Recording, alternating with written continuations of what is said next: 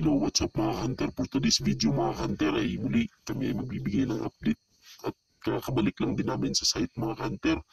Mga ilang buwan din kami nagpahinga gawa ng laging lumilindol din dito noong mga nakaraang buwan at masama din ang panahon. Kaya binalikan namin yung site ngayon mga hunter at magbibigay kami ng update. Kaya nga ngayong araw na to ay medyo umuulan. Kaya nandito kami ngayon sa loob ng kuweba mga hunter. Kasi hindi nababasa dito.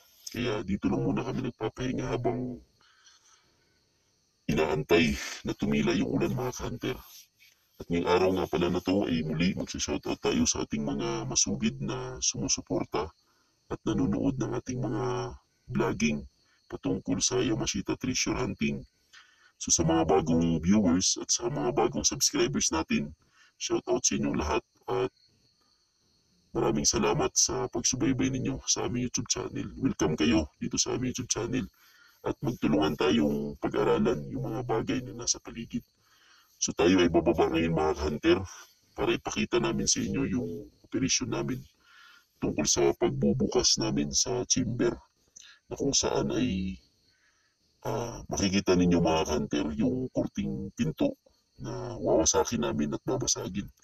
For the meantime, hindi pa namin kasi natapos. Kaya ito mga hunter, makikita ninyo mga hunter, yung sinasabi kong parang pinto na ating babasagin mga hunter.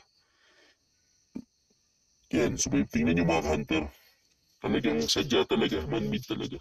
So ang problema lang namin dyan ay kung paano namin maubos na mabasag yan mga hunter. Tutuloy lang namin kung hanggang saan. Kasi medyo maganda din naman yung nagiging resulta.